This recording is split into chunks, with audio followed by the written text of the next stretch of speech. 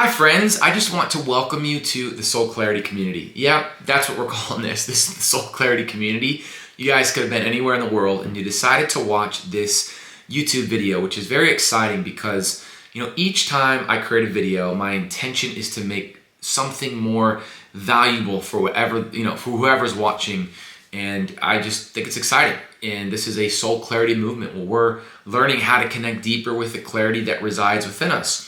And what it means to connect with soul clarity is simply dissolving the illusions within the mind, realizing them, realizing the lies within the mind, and connecting with who you really are. You might be surprised to hear that there's a divine intelligence that goes beyond the knowing currently of your analytical mind, a divine high-level intelligence. You have inherent high-level skill sets that all reside within you. You have a unique soul mission and purpose. Now, you might be listening to this and you're going, well, that sounds cute and sweet. But what if I'm saying this from some more of an objective, scientific perspective? And that is the truth. When you align with the clarity that resides within you and you create that space within, man, you see you for who you really are. You see you from the source, right? That higher power, all that is perspective. And so in today's video, I want to talk about one of the ways that we can connect with high levels of soul clarity. And that's by, self-love. I'm sure you've heard this trend on the internet, sort of the self-love trend that's happening, and I actually think it's beautiful. But I want to talk about what it means to connect with self-love. What does it truly mean to love the self? I think so many of us, as we progress on our journey in life, we begin to, put, parts of, I keep saying, I'm self-aware in that way. There's parts of us that we like because we think, society has deemed these things as likable and lovable. But then there's other parts of our energy, like our anger or our sadness or the things that we're embarrassed about that we forget to love. So some of us love the aspects of the self that we already love about us. But there's aspects of the self that also deserve love that you do not love. And so what I've learned within self-love, the self-love journey, it is about loving all of you. It's about loving you through the quote-unquote failures, although failure is really learning. It's about loving you when you feel embarrassed, when you feel like you did something stupid. Those parts of you where maybe you feel like a procrastinator. All of you is deserving of love. Not just you when you succeed. Not just you where you went on a date and everything went perfect. Great, let's celebrate that. I actually agree. But the parts of you where you look in the mirror and you go, I don't really love that part of my body. That deserves your love, okay? Any thought within your mind that is telling you not to love that part of you, when you feel angry, when you feel resistance, when you don't love a part of yourself, any part of your mind that says don't love that part of you is an illusion and it's a lie. And the reason why you feel off, because you have illusions that are out of alignment with the divine truth. So you have your intuition and your emotional guidance system communicating with you going, that's untrue, and it feels off. And then you don't realize it, and that feeling amplifies, and it grows until you feel super, super sad because your mind is filled with congestion, illusion, and lies. So soul clarity is an incredible way to connect with that stream of love within you. And an incredible way to connect with soul clarity is self-love. So how do we even begin this journey? Well, self-love is as simple as it is complex. There's a lot of complex aspects to it. I realize this is about the spiritual path. The more I learn, the more I realize I don't know shit. And I realize the more complex things get, the more simple things get at the same time because, something like gratitude is one of the most advanced spiritual practices in the world, but so many of us bypass these fundamental perspectives and practices. So I want to give you guys a little bit of self-love in this video, just enough that you can digest and begin to apply in your life.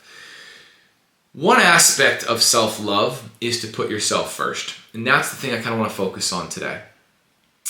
Putting yourself first. Now, I know that sounds selfish. You're like, well, if I put myself first, what about everybody else? When you put yourself first, you're going to feel more love.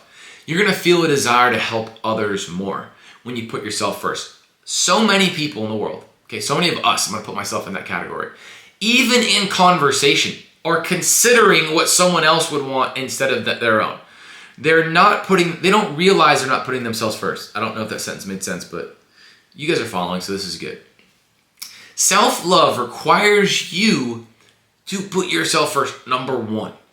All right, it's like if there's a lemon tree, I can only give you the amount of lemons that I pick for myself, and then I can give you a bunch, right? So if I put me first, this word of selfish and selfless, like I don't even like those words. When you're authentically putting you and your love for you first, you have more love to give. You feel more, you're filling your cup up. And the first way that you can practice this is actually in conversation. While you're in conversation, start thinking, what do I want from this conversation? And you're not going to override the conversation. You're not going to make it all about you, but you're going to feel a little bit happier when you get 5-10 seconds of that thing you wanted, and you're going to feel more in your heart to give. Okay? That's step number one in self-love, is to put yourself first. Another way to begin loving yourself is to love all of you. And that's actually what we started talking about. So when I opened up this video, I was like, okay, I'm going to talk about putting yourself first, but then I just started talking about the second one, which we're talking about now, which is loving all of you. So I actually want to get back to that. So the second way is to love all of you. All of you deserves love. These angry parts of you deserve love. These sad parts of you deserve love. And one of the most incredible ways to begin that process is just to begin to identify the benefits of being angry, or the value in feeling sad, or the value in here's what's really trippy. Can you find the value in not loving yourself? Okay? Because the parts of you that don't love yourself, that's an illusion, but that part of you also deserves love. Do you guys get what I'm saying? All of you. Where you feel too tired, where you feel like you're not doing enough, it all deserves love. Think of yourself as your own child. And your child is angry, it's upset, it's broken, it's beaten down, you're sad.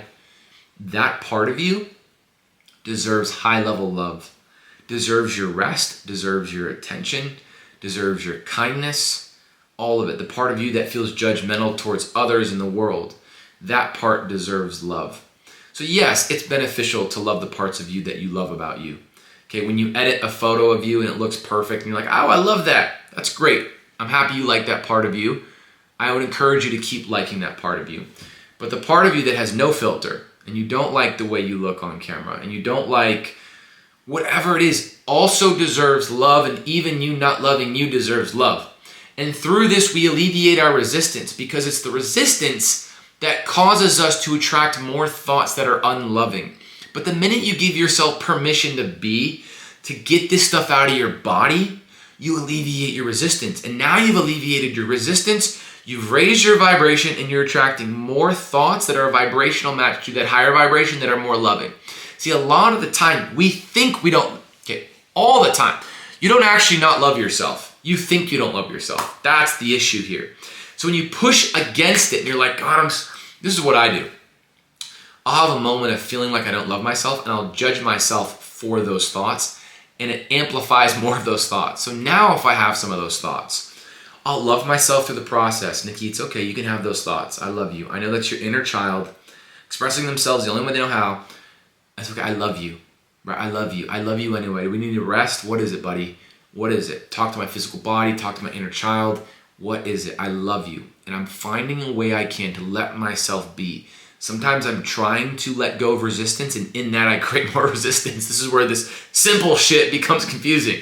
I'm like, oh God, what do I do? So I just gotta rest. I'm like, okay, this is working. Okay, put on a song, maybe that works. All of you deserves love. You know, if you want like a partner, a romantic partner in your life, and maybe you're in a relationship, to love all of you, like, isn't it kind of adorable in those like romantic comedies where the person loves the partner even when they're like annoying, and then you watch that scene, you're like, oh, it's so cute. He loves when she's angry, or he loves when she's being annoying, or he loves when she's feisty.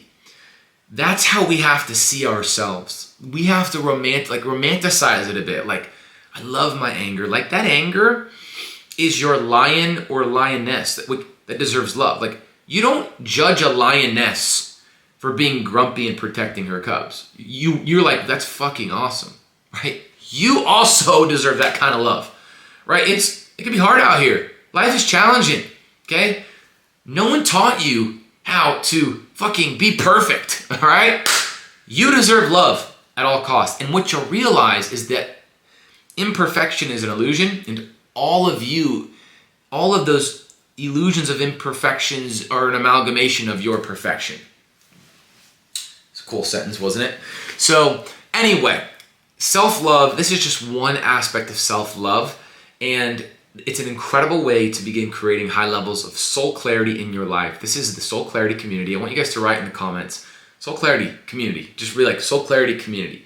We're going to actually build something out that's going to be like a no-cost community for soul clarity humans that are ready to align with soul clarity. Soul clarity is cutting through the congestion within the mind and aligning with the divine intelligence that resides within you. It is untethering yourself from indecision, noise, and nonsense and aligning with the divinity of you. It's experiencing life through the lens of clarity, which is phenomenal. So you're a wonderful soul. I want to thank you so much for watching this. Feel free to like the shit out of this, subscribe the shit out of this, and comment the literal shit out of this. Like, just spam it with comments. You could write Soul Clarity Community a million times. Let me know what you think of this video. You're a beautiful, beautiful soul on this planet. Thank you for watching, and I'm going to see you guys next time. Alrighty, friends. Peace out.